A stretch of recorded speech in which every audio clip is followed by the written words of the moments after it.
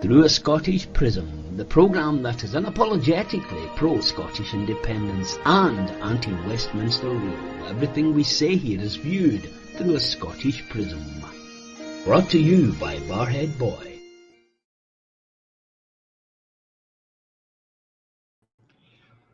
Hi folks, and welcome back to Through a Scottish Prism. I hope yours are well. Nice to have you back for another week where we were meant to be on holiday, but things keep happening and that holiday keeps getting further away. But when my grandwain's about to arrive, I'm going to have to force something or do something. Anyway, let's go on. First up, the Coatbridge Cavalier, wherever he may be. There he is. How you doing, Mr. Boswell? Aye, totally sound and funny enough in the Côte de Bridge.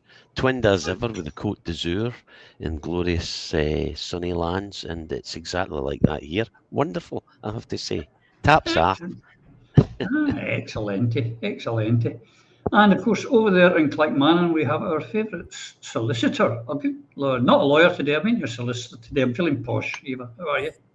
I'm good, Roddy, and for once in the summer, I actually am in Alva in Clackmannanshire. Looking forward today to the famous Alva Games. Yeah, of course, I saw you talking about that. Yeah, great stuff.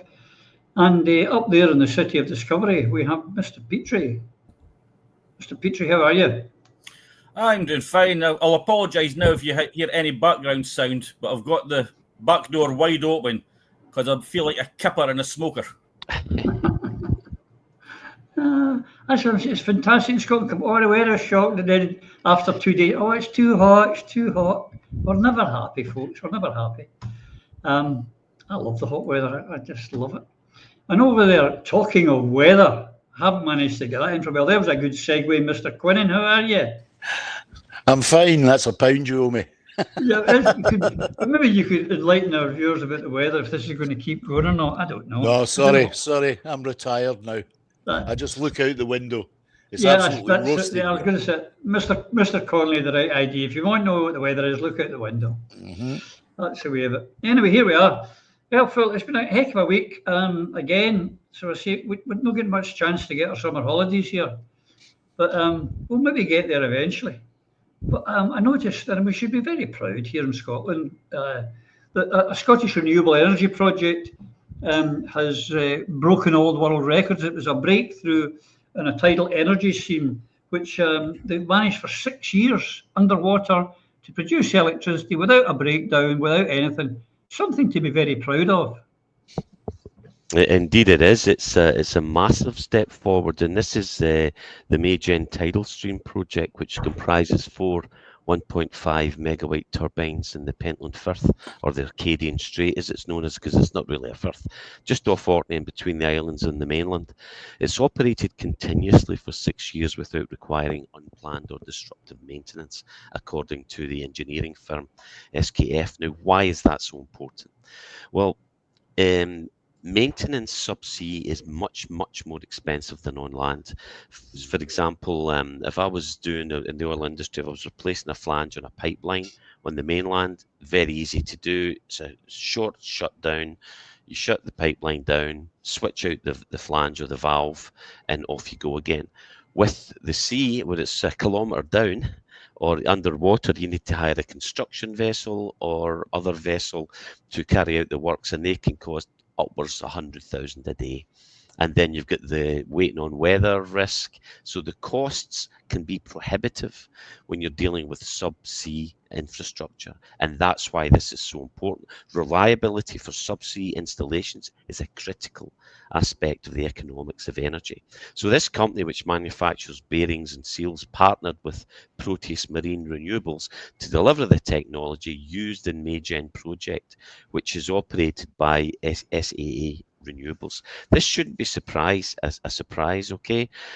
Because as one of the strongest tidal currents around the world is in the Pentland Firth, or Arcadian Strait, and where we initially found the main problem was securing the tidal energy equipment to the seabed and keeping it there, given the strength of the current, which would often wash it all away.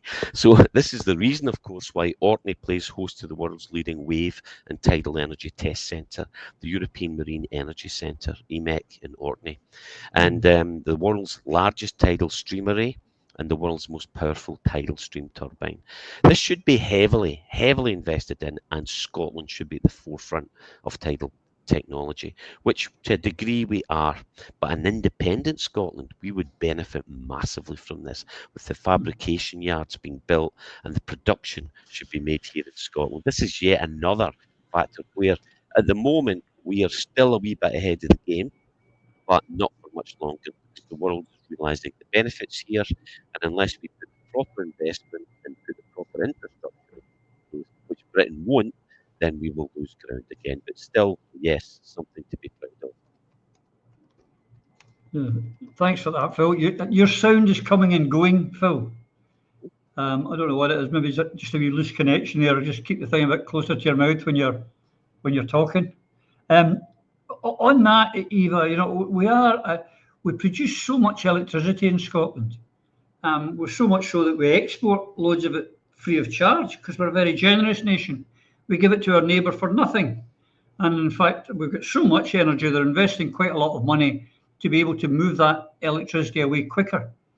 And the Octopus, who are now the biggest energy supplier in the UK, quite some time ago, and in more recent times, talked about zonal pricing, which would have given Scotland the cheapest electricity in Europe.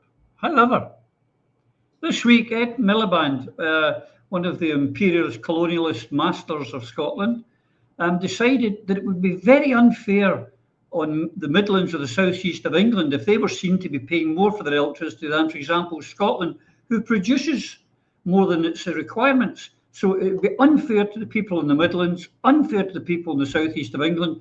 But Scotland pays the highest electricity in Europe just now. We put it up last week, $2,500 a year. There's a different one rule for England and one rule for Scotland, Eva. This is what you call the benefits of the union, the warm enfolding embrace of the comfortable arms of the union and the strong shoulders of better together, weaker apart. Better together for whom exactly? Weaker apart for whom exactly? This is otherwise known as exploitation. And if you consider for a moment what Phil has just explained very eloquently about the successes of Orkney and the potential of our country in relation to energy, you understand that if people like Phil were in government in Scotland or advising an independent Scottish government, Scotland would again lead the world in very many other spheres too. But the importance of that is not just to be better than anybody else, because that's not our ambition. Our ambition as independentistas, and in Liberate Scotland particularly, is to make sure that the resources of Scotland are first of all put to best use for the people of Scotland. That is not clearly Ed Miliband's objective. His objective isn't even to do what's best for the people of the United Kingdom. His objective is to look after the people of England. And that's why zonal pricing is ruled out by him. Because where zonal pricing ruled in, it's the people of England who would suffer the most. So his view is not a comprehensive United Kingdom view. It's a Westminster-centric, England-centric view, because Westminster is the parliament for England. The others have their devolved assemblies and parliaments. England doesn't need one because it's got all the power it requires. They're ensconced in Westminster. And can I just... Sorry, Roddy, on you go. No, I'm just sitting... I was just going to say, in terms of Scottish innovation and Scottish inventions, just Google Scottish inventions and look what Scotland has brought to the world, and consider what, in comparison, Britain is bringing to the world today. Britain's innovations are how to conduct wars secretly and literally below the radar without telling people what it is that you're doing on the one hand, and on the other, exploit countries worldwide, including Scotland, for the benefit of the Westminster coffers and those people that are ensconced within the establishment, is the best, most polite way that I could put it. This zonal pricing is a fantastic idea locally for those parts of the UK which have their own resources, but Scotland can only harness that for the benefit of the people of Scotland if we've got that united campaign for independence, because energy is what we need literally to make the world go round. But in Scotland particularly, we're not going to have the weather that we've had the last few days or for the next few days when it's the middle of winter and we've got pensioners worrying about heating or eating, or we've got mothers that are doing without food so that they can pay a gas or an electricity bill. That's the reality for thousands of people in our country. It is unnecessary, and it's now clearly imposed by Ed Miliband and those around him. Yep, we could be actually getting free electricity in Scotland, folks. Really, we literally could, and live off our exports. But, I mean, what we've got, now this programme is all about promoting Scottish independence, showing why we should leave the Union, how we can get out of the Union, and what's wrong. But here is one of the biggest problems, is the founder of the SNP, Don Roberto Graham, said, it's not the English that are our problem, it's Scots and Ireland. This man, the Rutherglen MP, is Scottish-born English nationalist, a man who gets up every day to defend English colonial rule over his nation of birth. He's admitted that Scots would have had the energy bills cut with zonal pricing, but claimed the scheme wasn't worth the trade-off. What trade-offs is he talking about? The trade-off he's talking about is companies coming to Scotland to benefit from cheaper electricity prices. That would have seriously affected the English economy. It would also expose the Gers as being the comic book that it is. Because what he also said, the Shanker himself, said that quite clearly, there is no such thing as Scottish power. It's GB power. Which means Gers is obviously not including the energy from Scotland in the accounts for Scotland. They're putting it down as English income and not Scottish income. But that is their biggest problem. They have the small area, the City of London, who vetoes every single thing that disadvantages them, pulling the strings of our so-called Scottish politicians, making sure they do not put Scotland first. And while we are in this so-called union, that will always continue. So there's only one way to get out of this. And it's like Eva said, we must have a united campaign for independence.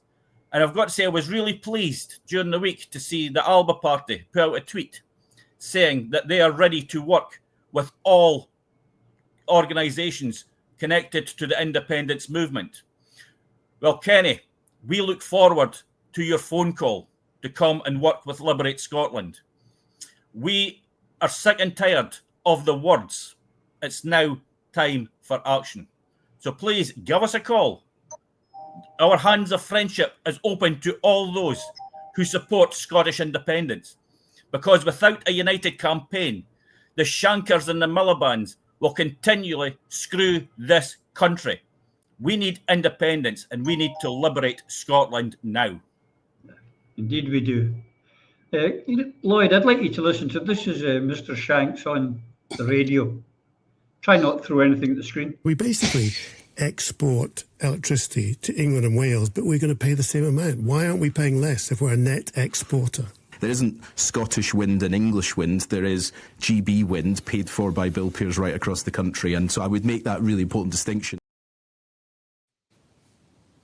A Scotsman would say that, Lloyd. We've had plenty of them over the years. You know, there's George Robertson, there's Brian Wilson, there's George Fuchs. You know, the list is endless. Mr. Shanks just seems to have put himself right to the top of the tree of the, for want of a better description, the traitors. But in saying that, he was well rewarded this week as he was given that the Parliamentarian of the Year award by Holyrood magazine, which I find absolutely and utterly astonishing. But there we go. But I think the really key thing here is, you know, what this exposes is clearly the exploitation of our country and our natural resources, but it also shows the huge gap in planning. You know, we started off this segment talking about a company that has broken world records, managed to maintain a tidal array, you know, for 6 years without maintenance. Now, if we were a sane, sensible, independent country, we would now be gearing up our steel industry and our manufacturing capability to build as many of these arrays as we possibly can and sell them to the world. But the fact of the matter is neither the Scottish Government nor the British Government has any intention of doing that. It must be very hard for people operating in this kind of, on the edge of innovation in these new energy generating schemes. I mean, there's many in Scotland. I mean, you've got Nova Innovation who have done tidal wind offshore, and are now looking at the possibilities of doing other innovative things. But the problem is that they don't get the support from the government, that there is no plan. The whole energy issue is about our ability to manufacture and export. The zonal pricing thing, it makes it very, very clear that if Scotland were an independent country, and when we become an independent country, then the enormous energy bounty we have is the absolute rock solid base for a future industrial and manufacturing policy. But you have to be thinking about these things ahead of time. The fact that this array has been under the water for 6 years, and in that 6 years has broken all these records, where is the supporting plan to put into manufacture on a larger scale this very innovation?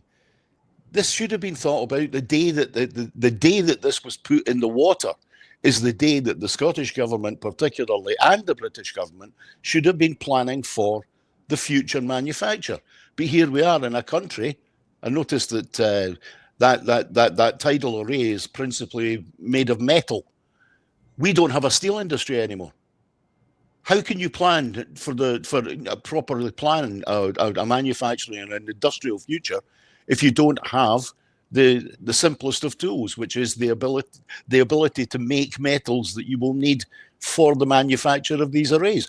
Or are we always going to be subject to the vagaries of the international market? This is an absurdity in a country that was basically the cradle of the Industrial Revolution, and we still are.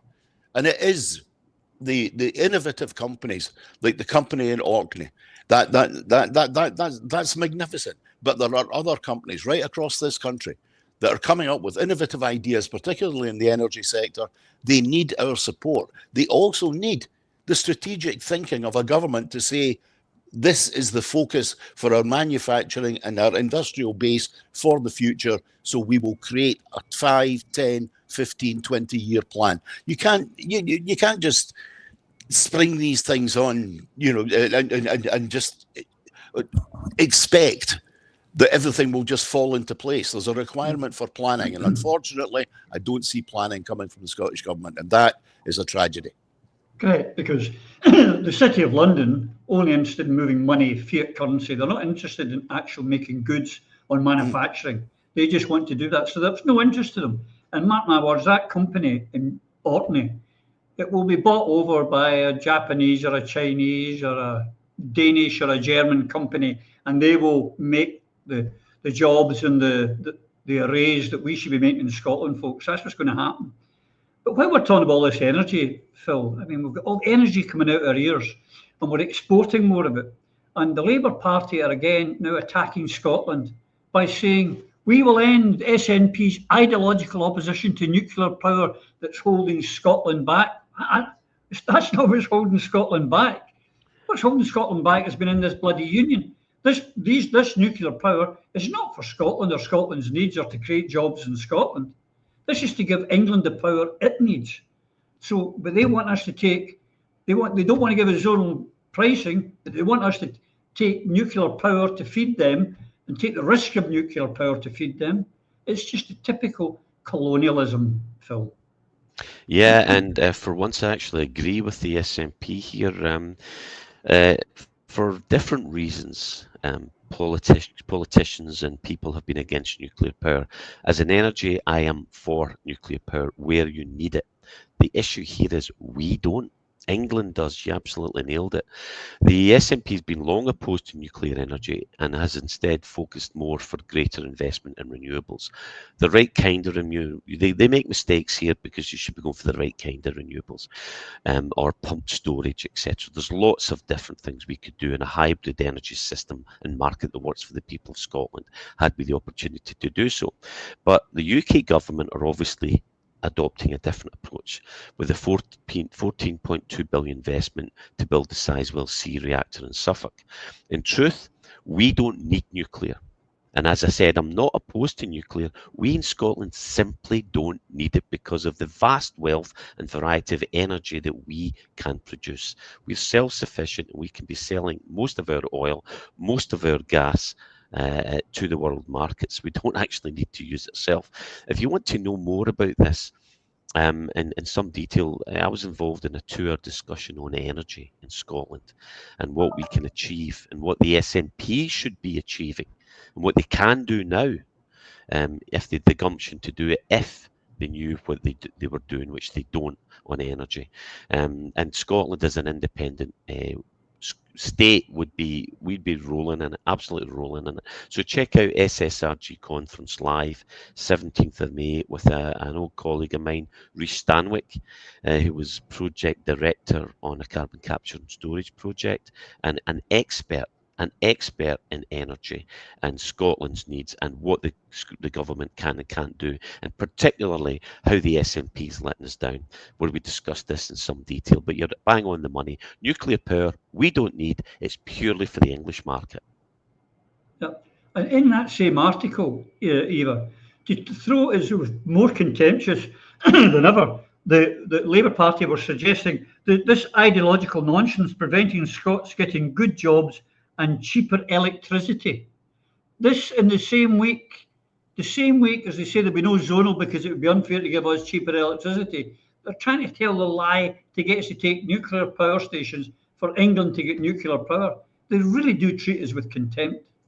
Well, we'll start by saying that the contemptuous aspect that hits you four square between your eyebrows is the reference to Scottish Labour. There's no such thing as Scottish Labour. Let everybody be clear on that. There is the Labour Party in Scotland and it is a unionist party. However, at least 15% of Labour Party supporters in Scotland support independence, and they are welcome to join Liberate Scotland and vote for independence next year. Putting that to one side though, this announcement or pronouncement or diktat from Scottish Labour is little more than an empty threat, because they are not going to be in a position to govern Scotland next year via the devolution settlement. And also what you need to consider is whether or not Labour in Scotland are actually able to do what they think we cannot, which is walk and chew gum at the same time. It is absolutely clear that they say one thing to one particular audience and something entirely different, oppositional, controversial and contrary to a different audience, because it is all done for expediency. It's all hot air. It's wind, it is GB wind, British wind, because they are windbags.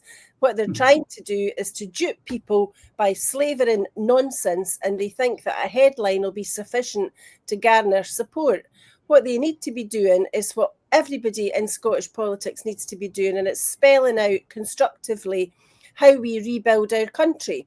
And when we harp on every week about how independence is the answer, independence truly is the only answer to rebuild Scotland in the fashion in which it should be. And what we would do and what we will do when we are independent is that practically overnight we'll be able to create all the things we should already have and should have had for donkey's years.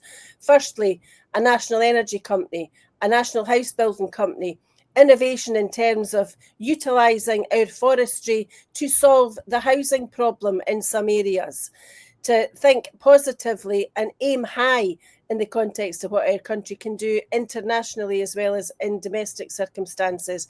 And most of all, we should be in a position to say to our people, to everybody who chooses to live in Scotland, that when you come here, when you live here, when you're born and you grow up here, or whether you come here later on in life, you're here to make a contribution, but if you suffer and you're vulnerable, you will be cared for, you will be looked after, you will not suffer from the austerity and the cuts that Labour are imposing throughout the United Kingdom. Instead, you can look forward to a brighter day where the resources of Scotland are used for the good of the people of the country. We extend a hand of friendship around the world. And most importantly, our priorities are people and the well-being and the potential of the people of our country, where we want to boost people and lift them up, not nail them down. Yeah, because that's the point, Alan. As we've said already in this discussion, they don't want Scotland to get any advantage. They want England always to have the advantage. But we're not a colony, folks. Yeah? But here's what someone wrote, and it's quite right, that, you know, if Scotland, and we're independent, folks, and we're in charge of energy, we would become, in the British Isles, the most attractive location for energy intensive industries. That's a fact. Manufacturing, data centres, industrial businesses would relocate north for cheaper energy and also cheaper oil, cheaper gas. We would give all our business in Scotland a major competitive edge, and it would strengthen the economic case for us. These are all facts. That's what it would do. That's what independence would do. So we don't just say, Alan, oh, independence is great. These are facts of what would be better. Yeah, England just don't want anybody to know that. That's why they keep putting their fear stories out in Scotland that we can't survive on our own. We're too wee, too stupid, too poor. A lot of nonsense. We practically invented everything in the world. We are an extremely rich country. And we are not very small when you look at the proper map and not the one that you see on the BBC. We're not that much difference between England, actually. We have a smaller population, that's all, which is beneficial to us because we've got even more money to go around a smaller amount of people. But the other thing that they keep telling us about the nuclear, and I've got to say I'm a little bit concerned about the nuclear because I know there are people within the SNP trying to change the policy and trying to push the nuclear power nonsense through their party. Hopefully they won't get it because I believe that the members are strong fast on the anti-nuclear position. But we all know that the SNP have regularly ignored the members of the party. But the other thing that Labour have said is we should have it because France has it. Yeah, France also has a republicanism. Let's bring that over here. France also has proper trade union laws, which allows the unions like the Confederate General Transporte to take civil disobedience and protect it. So perhaps we should bring that over here as well. So our unions are no longer backing up this incompetent Labour government and actually backing up their workers and fighting for their workers' rights. Now, I know that they've just suspended Angela Rayner. Suspended. Expel her. She is direct conflict to your trade union movement's beliefs. So expel her from the union. That's what you would do with any normal person in your membership. You would expel them, not suspend them. So let's get this quite clear. Independence is the only power that we have that will change anything in this country. We could stand on a manifesto offering you heaven and earth. While we're in this so-called union, nothing can be delivered because Westminster controls every single thing that the Scottish Assembly, and let's not forget it, that is what this is. We have a Scottish Assembly, just called a parliament because Alex Salmond changed the name. It doesn't actually make it a parliament. Westminster has the final say in every single thing because you have to take it to the king to get ratified before it becomes legislation and allowed. So, as I say every single week, the only way to make Scotland move forward and get the policies that you want that will really help this nation and stop stupidity like the nuclear power coming to Scotland when we just do not need it, is to vote Liberate Scotland in 2026. And it's not just only on the tin, it'll be on the ballot. Indeed it will. And while all this is going on, you'd expect the SNP to jump up and scream about the zonal pricing, Phil Lloyd. You'd expect them to make that their number one thing. But as usual, Swinney went away cap in hand again this week. And he was, asking Keir Starmer for, can we, evacuate some of these children from Gaza and we will treat them. Please, can we do it? Please, sir, please, cap in hand. If you want to do that, John, just do it. Do it.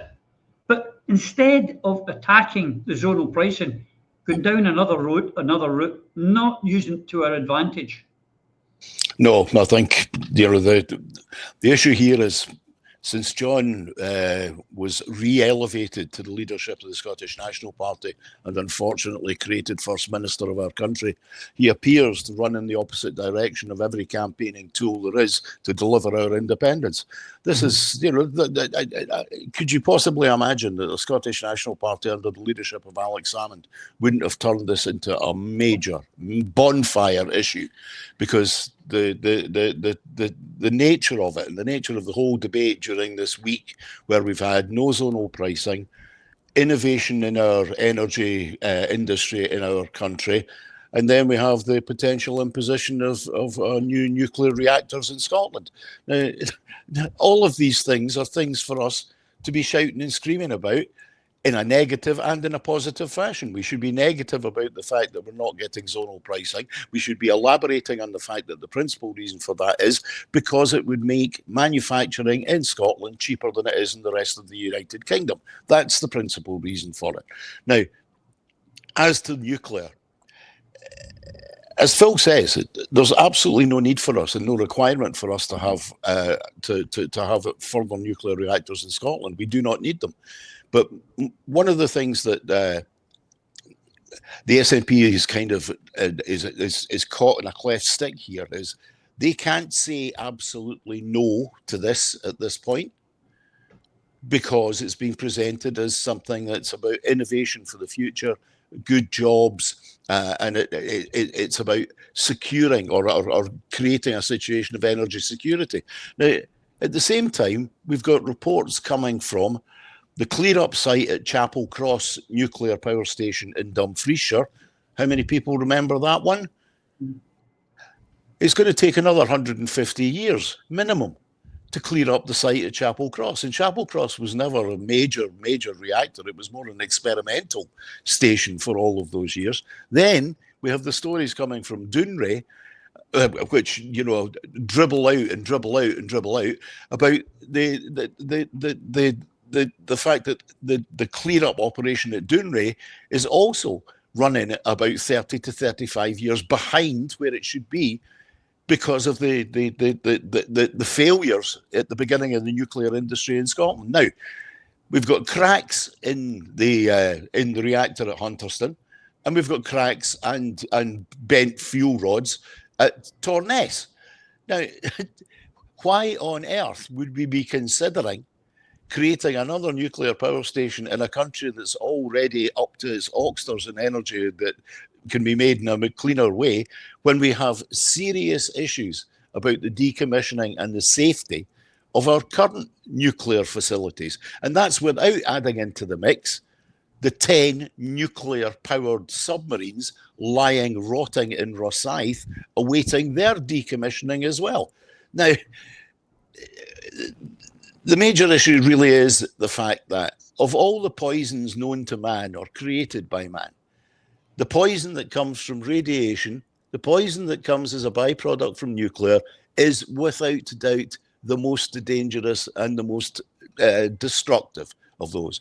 Why on earth would we be even considering making one more ounce of radioactive waste, never mind building a new nuclear power station? It's insane. It's absolutely insane.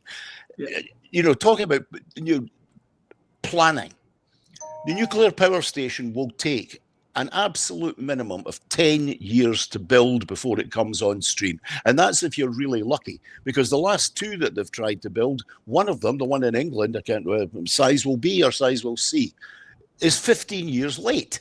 No. It's the whole thing's nuts. They're talking about we need this for energy security right now. What, something that's going to deliver in 15 years' time? It's absurd. It's just stupid. It really is. Well, absolutely is. I mean, Hinkley it's miles behind, over budget and everything. Insanity. But on this week as well, Phil, there was a big come out. Oh, that's the wrong one, he said. he cried, "This poll, I beg your pardon, on Labour Party." At least you know what's going up next, folks, Mr. Corbyn.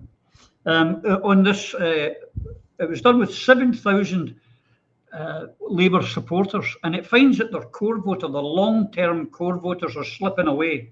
They're absolute freefall, meaning that there's a huge opportunity in Holyrood in 26 between Reform, with Labour nosediving, with the Tories in no man's land.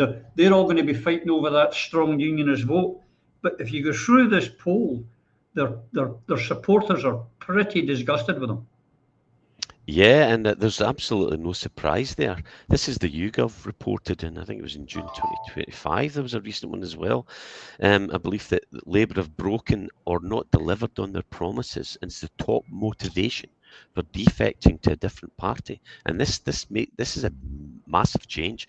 A year ago, when Labour won a landslide, now that was a landslide majority a year ago. In 1 year, however, this party are polling in the low 20s. With significant numbers of those who backed the party last year having defected to the Lib Dems, Reform, from Labour to Reform, shows you where New Labour really are, and then the Greens, alongside some who say they don't know who they would vote for in the future election. But Labour have failed all across the board.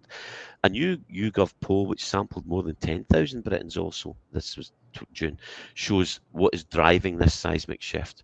Who are the Labour defectors? Why have they left the party? And arguably, most crucially, can they get them back? Well, that stands out. But here, as you say, the big opportunity is, will John Swinney take advantage of this? And the answer is no. And just touching on the last thing we talked about, when you consider he went cap in hand to ask Starmer if he can help to save Palestinians, I'm more concerned about stopping the genocide.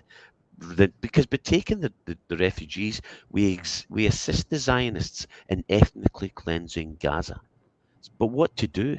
Because the humanitarian side of it should compel John Swinney to stand up and act and not kowtow to the Westminster government. Act, John. The man has no backbone, which is why he won't take advantage of this slip that's coming for Labour. I mean, the latest example for the SNP was their disgraceful Westminster SNP failing to stand up for Palestine. The SNP abstained from a vote which prescribed Palestine Action as a terrorist group for spraying red paint. We touched on this, and make it illegal to support them and to attend protests hosted by them. And the SNP complained about this issue, but failed to vote against the legislation which passed in the House of Commons, and this was just recently. I mean, a much smaller group. There's only 9 now down there, right? But they're just as ineffective as was sadly always been. We have failed. And Stephen Flynn, who's already 1 foot in Holyrood, he only spoke during the debate. It was only Pete Wishart that spoke up. And all he said was, he didn't do anything about it. He says, oh, maybe somebody might be, he asked a question about criminality. Not good enough, weak, ineffectual and pointless. It's a damning indictment of the Scottish Government and SNP that we have to look to our musicians and activists to stand up for humanitarian justice. Viva Palestine. And more power to kneecap who I support. And don't forget Rogers Waters and the formidable Professor Normal Finkelstein, who I cannot praise highly enough, a man that has stood often alone against Zionism and whose family were virtually wiped out in the Nazi Holocaust. Full respect to a great Jewish man of principle. Even the marvellous Miriam Margolyes shows more spine than ever we have ever seen from SNP since Salmon handed over the reins to the Quisling Sturgeon. Terrible. Yep. I mean, if abstentions myself, I'd bring them all home. I wouldn't sit in that parliament down there. I wouldn't give it any kind of credibility. Bring them home. In that poll, Eva, we found that 63% of the population think that Starmer has no respect for the people. I mean, that's a damning indictment after a year. It should be honeymoon period still. It's a damning indictment for the people of the United Kingdom. It should be far higher than 63% that have that view about him. He's made his stance abundantly clear. He doesn't care a jot about those who may be on a low wage or those who might be disabled or unwell or vulnerable. And, there but for the grace of God goes pretty well everybody in this United Kingdom, save for a very few at the very top. I would like to think that the union was collapsing under the weight of his Is it ineptitude or is it deliberate? But he certainly seems to be a pretty callous and at times disingenuous piece of work, which is about the best description I could give him. But when the union is at its weakest, that's when the Scottish independence movement should be at its strongest. That's when we should have dialogue, discussions, and a convention. You know, that convention that we've been promised over and over again should be happening. It should be happening this weekend. The reason that it's not is because it's down to people like John Swinney, who either don't have the vision or the ability or the courage or the intent to deliver Scottish independence. You know, I've read this week innumerable pronouncements from members of the SNP about how we don't want this particular Starmer policy in Scotland. We don't want this Labour policy. We don't like what the union is doing. Therefore, the answer is independence. Yes, that's right. The answer is independence. Absolutely. No doubt about it, because we all know what we can do with independence. But the issue is, how do we deliver independence? And independence will not be delivered with a fractured campaign, with the largest party refusing to sit down and talk sensibly and strategically with the other members of the independence movement. Voting SNP1 and SNP2 will not deliver the destiny that Scotland desperately requires. What to do is to have that united campaign, and it starts with Kenny McCaskill and John Swinney and Colette Walker talking to each other, and then including within that coterie of people those other politicians, retired politicians included, retiring politicians included, and creating the convention where we can discuss tactics for next year to deliver independence. Angus Brendan McNeill and Chris McElhenney set it out donkeys years ago at an SNP conference. It was set out again by Colette Walker. It was done again by the Alba Party in 2021. We cannot make the same mistake again in 2026 as was made in 21, because if we do, Scotland will become a desert in more ways than one. What is required is a lifesaver for Scotland. It is, in essence, a lifesaver to talk about independence, because as we know, under the yoke of the union, poverty for very many aspects and parts of our society is on the increase. Premature, unnecessary death is on the increase, both as the result of poverty itself and as the result of addictions not being appropriately addressed. We have innumerable problems on the homelessness front. We have issues that can only be dealt with when we have the full economic levers that independence delivers. In its absence, Scots are going to have to take what they bloody well get from Westminster, and we will have proven in the absence of a united campaign that we're not too wee, we're not too poor, but some people at the top of the tree might just be too damn stupid for us to deliver that independence that we should have. Stupid and egotistical, I would suggest, Eva. A lot of ego involved here and a lot of tribalism. The door's open, but, you know, every so often you've eventually got to shut the door, folks. Alan, you know, it's another one this week, was one of the things that Starmer said on the trail. He was going to push through the Hillsborough bill. It was going to be one of the first pieces of legislation when he became Prime Minister. He's dumped it. He's reneged on that as well. And is it any wonder this poll is saying that for every 10 people that voted Labour in last July, 40% of them, 4 in 10, will not vote Labour again? No, it's no surprise at all. I mean, the Labour Party are no longer the Labour Party. Is it any wonder the ones in Scotland try to pretend that they're a different party with a different leader? Well, you're not. You're the same party. Sarwar is not your leader. Starmer is. Keir Starmer is the leader of the Labour Party, and that includes the members of the Labour Party in Scotland and their elected representatives. I mean, remember a long time ago at the Labour Party conference, they used to sing one of the greatest songs of the socialist movement. The words have all changed to that one now. It's now, the people's flag of palest pink is not as red as you may think. White-collar workers stand and cheer the Labour leader once a year. So raise this Saltire banner high, within its folds we'll live and die. Liberate Scotland's time has come to free us from Westminster scum. Liberate Scotland. Well done, Alan. You kind of threw me off here when you were saying, but I have to pull you up when saying, you know, that Sawar's not the leader that Starmer is. I would beg to differ. I would say that Mr. Netanyahu is the leader of the Labour Party. That's more like it.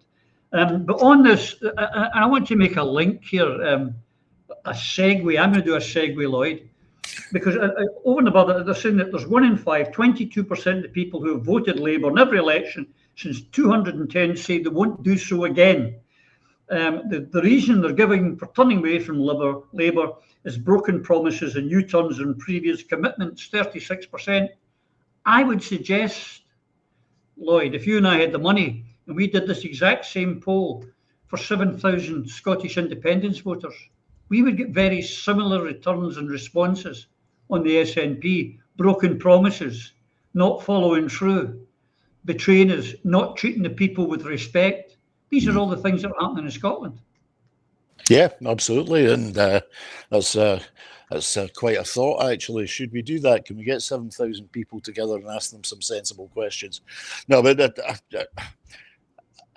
I think one of the things we really have to remember about this survey and last year's election was the turnout last year was very, very low. This current Labour government was elected on quite a small number of votes.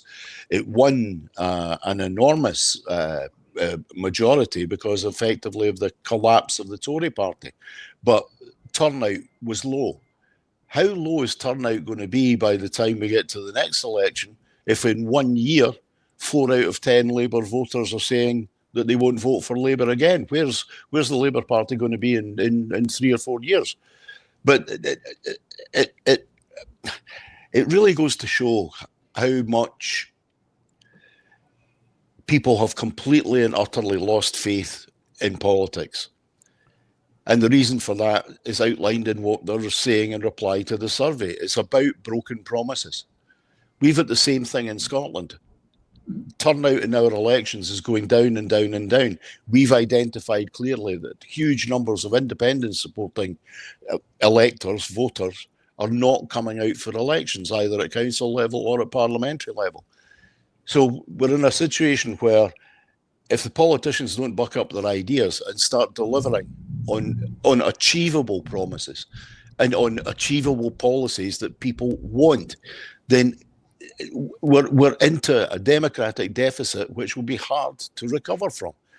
The simple fact that we're in election, we're in the run up to an election next year, and the average turnout in council by-elections in Scotland in the past 18 months has been just in the mid-20s, which is it's not sufficient to run a proper democracy. If people are so disgusted or are so switched off with politics, who wins? The only people that win in a circumstance like that are the shyster politicians that we currently have. No, they're quite happy to go along with elections which are done on the basis of, diminishing returns. And is this maybe the strategy that the SNP has for next year's election? Is this why they won't talk to the other parties in the independence movement or the activists in the independence movement? Because they're prepared to take another little hit. They don't seem to have, really appreciated the fact that they only have 9 seats at Westminster. When Phil was there, they had 56. Where has been the soul searching? Where has been where is the analysis? Where has the action been to reverse these trends? The SNP is on the same downward slide as the Labour Party is, and the only thing that's going to get them back together is innovative thinking, ambition, drive, and a campaign for independence. That's what people want. It's what people expect of the Scottish National Party. But it seems at the moment they're prepared to make that slide in electoral terms rather than face the responsibilities they have, which is to deliver our country to the United Nations at the earliest possible opportunity. Yeah, they fall into the other British trap of vote for us because we're not as bad as them. Yeah. That's literally their policy, that they don't Yeah. have anything else. And I mean, the thing to realise, folks, is when this Parliament Assembly, whatever you want to call it, was set up, when the Brits, they set it up, and they put in this voting system so that it would always take the plan was that two parties would always be required to govern. And as the SNP was the only party, they worked it out and said, well, we'll make sure. And the idea was it was going to be a Lib-Lab government forevermore, forever and a day. That was the plan. So whether you want it Lib-Lab or Liberate Scotland, ALIPA, Liberate Scotland, SNP, whatever mix you want, you need two independence parties. That's what we need. And they need to be united as one, fighting for it, because that's the way forward. On this, we're seeing they're losing votes left, right and centre. They're losing support. And I maintain a lot of times, Phil, you know, what's going on is just, and before our eyes, we see it lying that there's no genocide, it's self-defence, etc., etc. But it got to a new low this week. Now, this is Lammy, who we know is an absolute fanny. But here, what he said, that, you know, he said, you know, Israel's idea of concentration camps was a bit of a sticking point. A bit of a sticking point, Phil. Concentration camps. Appalling. This David Lammy is a moron. He's been got to, his head's turned. And this is something that people need to understand. Many politicians come to power with good ideas or good intentions. Fewer and fewer, sadly.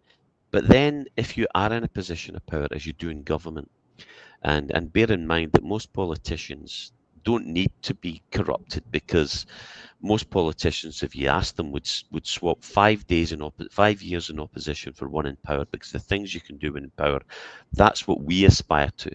But the real world hits you smack in the face. The men in suits visit those who suddenly come into power who were not planted there, and most of them, let's be honest, are planted there.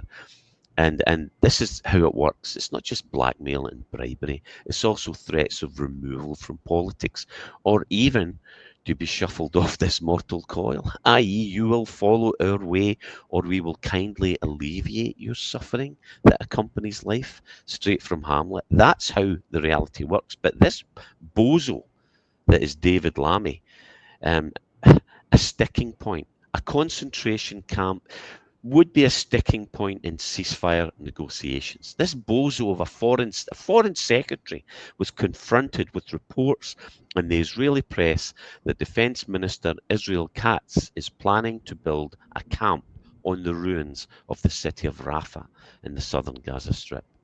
The Israeli politician called the camp a humanitarian city.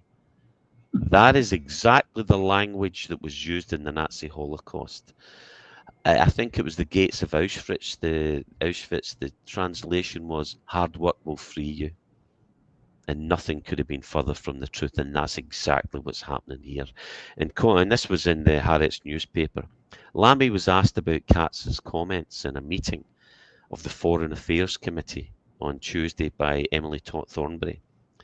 He's an absolute Zionist shill, as is the whole current cabinet, who do not represent the will of the British people, never mind the Scottish people, who've always stood against fascism and the far right. And Starmer's in their pocket. And bear in mind, the Home Secretary has taken 210,000 from the Israeli lobby. These people are bought and sold.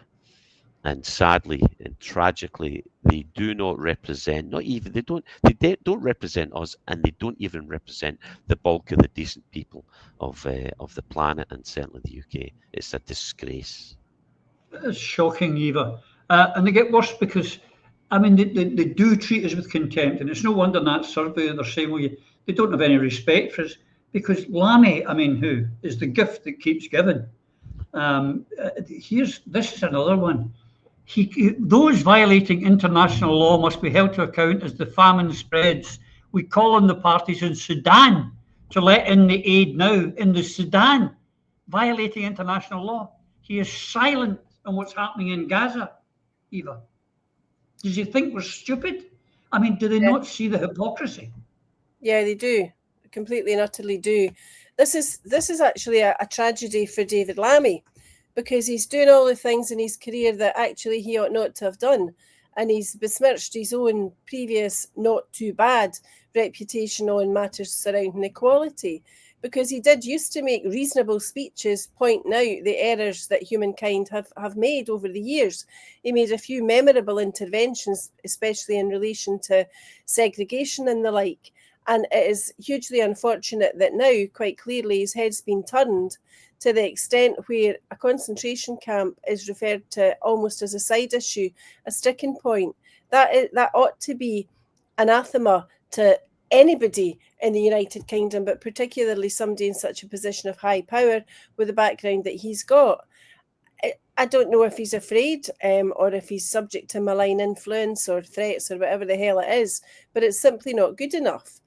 We knew that he was highly questionable a couple of years ago when he spoke about the definition of a woman, and we should have known then that he was probably at that stage already rendered unfit for office, let alone one of the highest offices in the government of the United Kingdom.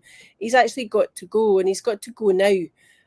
Like so many others that Starmer has deliberately surrounded himself by. I mean, if you wanted to create a cabinet of clowns, he's certainly succeeded in that. And that's absolutely for the worst for the United Kingdom and its foreign reputation. However, again, I repeat, it should make life easy for the independentistas of Scotland and also Wales and those in Ireland who seek a united Ireland, because this is the point in time when those nations should be able to put the boot into Westminster and to say we are actually within this union being governed not by a cabinet of clowns, but by probably the most inept, unsuccessful, almost deliberately destructive set of cretins that we've ever seen. And if we cannot unite within our own country, within our own nation, within our own movement, and get us the hell out of there now, when will we ever be able to do that? This is why it is incumbent upon our political and civic leaders to step up to the plate. Alan's done it, I've done it, Lloyd's done it, Phil's done it, Roddy, you've been there. We've all bust a gut for the cause of Scottish independence, and all it needs is for those who support independence not just to stand up to the plate, but to bring one more along. If you, for example, buy a Liberate Scotland flag, buy one for your pal next door as well that you know supports the cause. If you believe in Scottish independence and you've got a pal that can be slightly persuaded in that fashion, then you work on them too. Margot MacDonald said it more than a decade ago, before our first referendum, that we each have to persuade one to the cause. If we persuaded one to the cause, we would have an almost unanimous vote for independence. But the fact of the matter now is, support for independence is over 50%. Support for the SNP is of the order of the mid-30s at best. Do the sums. Do the sums. If the SNP wants to deliver independence, it cannot do so by itself. It never will. Back in the 1970s, when everybody said, particularly in the two elections of 74, vote SNP for independence, we knew we weren't getting independence in the mid-1970s, but we knew we had to build the movement, we had to build support, we had to build a reputation for competency and ultimately, under Alex Salmond, competent government. What we need to do now is different from what was done in the 1970s, 80s, 90s, or in 2014. What we have to do now is spell out in words of one syllable how voting Liberate Scotland and having a united campaign can deliver independence. That is what we in Liberate Scotland do all the time. Alba do it to an extent by talking about a supermajority.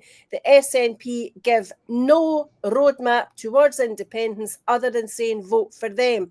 You vote SNP 1 and 2, you're voting yourself into a dead end. The dead end that we've been in for the last 11 years, and it's got to stop. Scotland needs the roadblocks moved out of the way so we can drive forwards, motor on, and we'll do that with the SNP on board when they get it into their thick heads, because that's what they've got at the moment, when they remove that obstinacy and that arrogance and they realise that the SNP is not the movement, the people are the movement, and the people deserve representation, respectful representation by the people that they elected and they want to elect again to set our country free to liberate Scotland. Independence, nothing less will do. Absolutely. Because this Labour Party, I mean, I go back to that, Alan. If you think of past foreign secretaries like Ernest Bevin or Jim Callaghan, George Brown, Dennis Healy, for example, they would never have said, well, a concentration camp's a bit of a sticking point, you know. I mean, it's quite barbaric. It is. I mean, let's face it, concentration camps were invented by this country. For sure. I mean, Churchill fucking brought them in. But it makes you wonder what planet Lamy is on. He sees difficulties in Saddam, where aid's not getting put forward, and he calls that a breach of international law. But he continuously supports the Israeli government with what they're doing. And not only that, for setting up concentration camps, well, maybe we just tweet it, maybe call it something else. Or what is his real problem? Is it humanitarian? Or is it because they're going to get their gas from somewhere else? Because that'll be the next stage with this Israeli government. I do not trust them. They are animals. They are monsters. And they must be stopped. Lamy's not going to do that. An independent Scotland would have absolutely nothing to do with this murderous Israeli government. But on the issue of the civil service in Westminster, they seem to live in the past. They forget that the internet is now up and running, and we no longer get our news from their puppets at the BBC or ITV or Sky News. We get our information direct from sources with mobile phones who record it. Not AI like what the Labour Party put out, the Tories put out, but actual mobile phone footage. Everyone is now a journalist in this country because they have access to the internet, and they are getting news out there which the civil service in Westminster have not yet managed to come up to stop. They are trying their best. I mean, you've got police officers stopping and searching anyone with a mobile phone, taking photographs of them doing their job or videos of them doing their job because they do not like it. Because they cannot do what they want to do. They have to abide by the law when someone is recording them. Or most of them. There is some nutters who still think they could do whatever they want on camera. But that is the biggest problem that Westminster's got. News is now open and available on the internet, and they cannot restrict that, despite how much they try. We have every single one of us is now a reporter, and we could report the actual facts. I don't know if folks can hear it there. I'm in the middle of a thunderstorm here. I don't know if it's coming across. It's a belter. Say me watering the tomatoes tonight. Phil, you know, we're talking about, you know, the British Empire collapsing, the British Union collapsing, and the Labour Party imploding. A couple of things here. You know, we're saying, well, you're not going to give us zonal pricing because, you know, well, give us some money then to subsidise it, but they can't afford it. You know, they can't afford to pay the WASPI women. They can't afford to. They try to withdraw the WFA. But here's this week: the UK government will transfer 5,000 air defence missiles to Ukraine.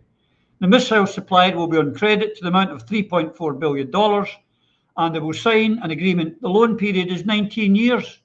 Seem to have plenty of money for that.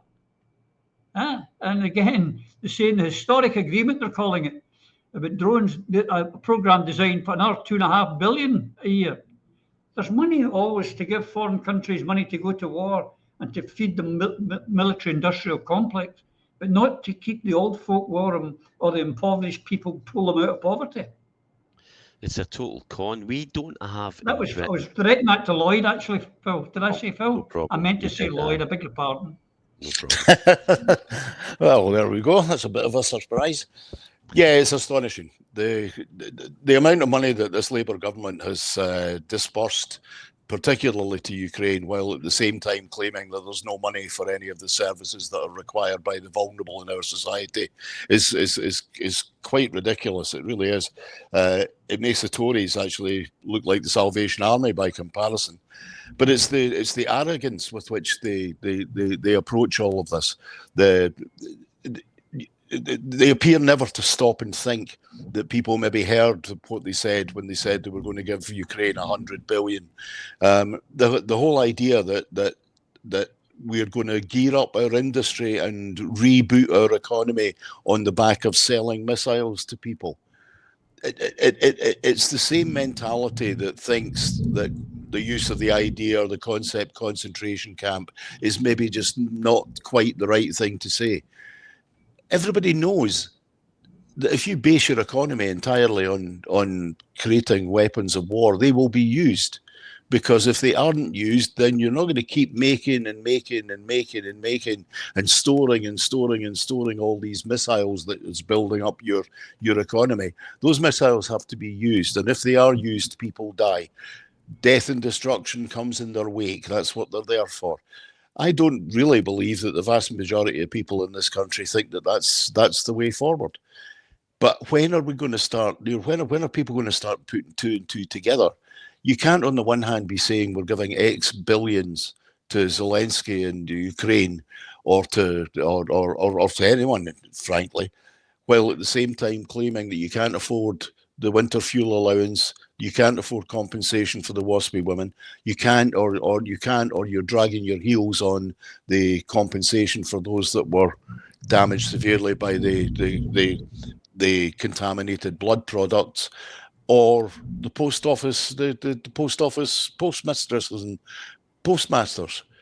All of these things, there's not the money for. There's no drive to actually deal with these things. But when it comes to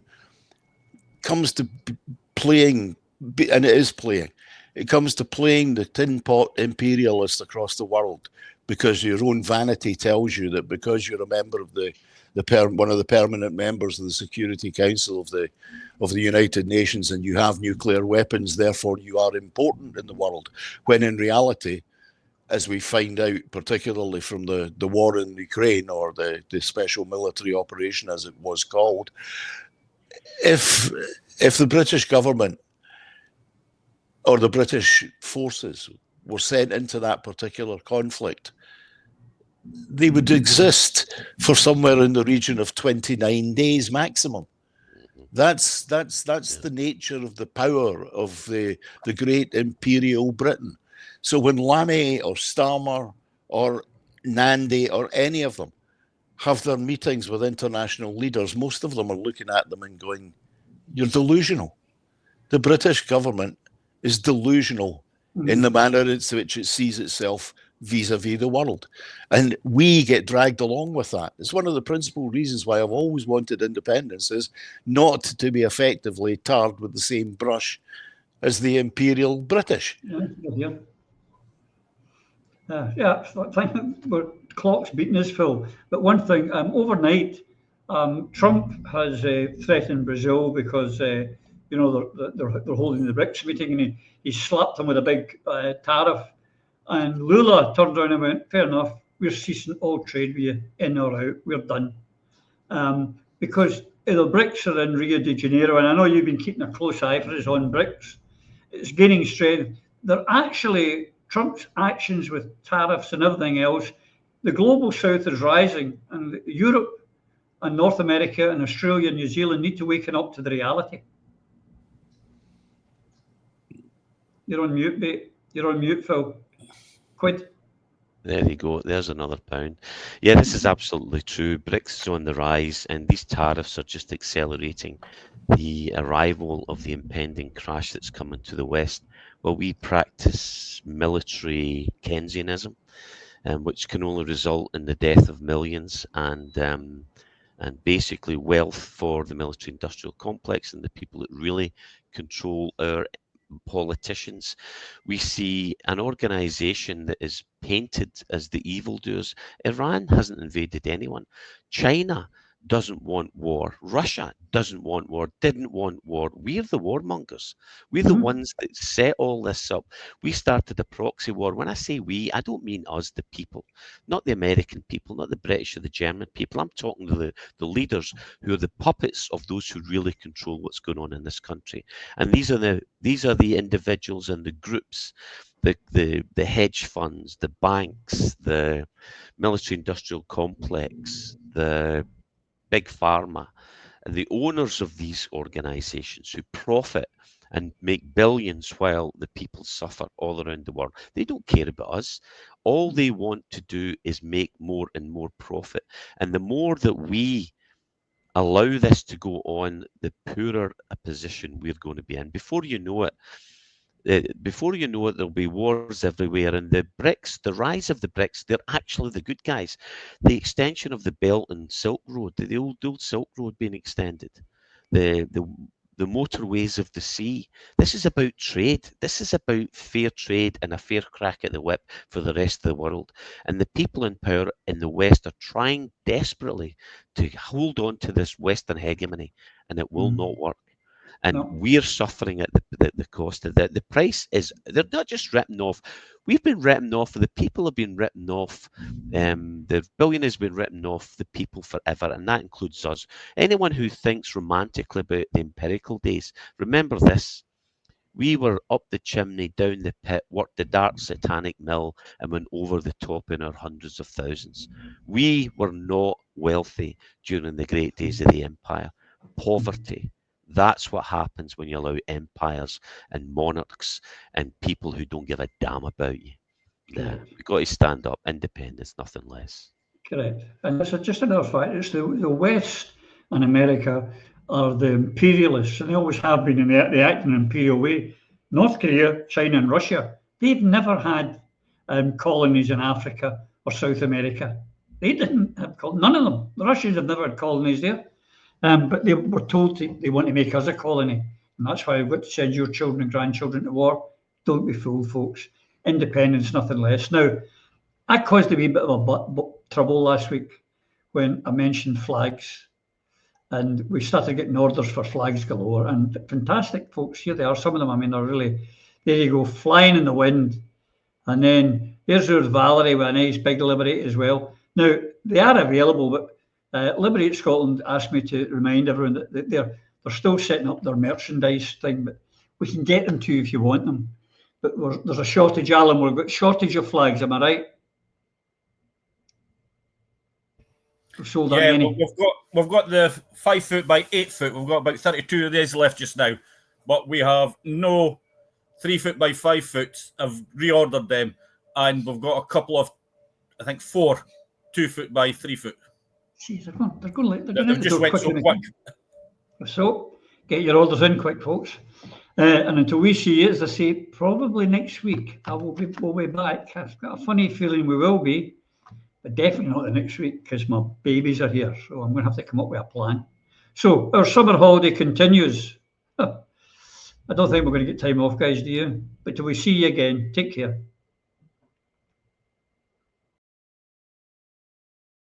Through a Scottish Prism, the programme that is unapologetically pro-Scottish independence and anti-Westminster rule. Everything we say here is viewed through a Scottish prism. Brought to you by Barhead Boy.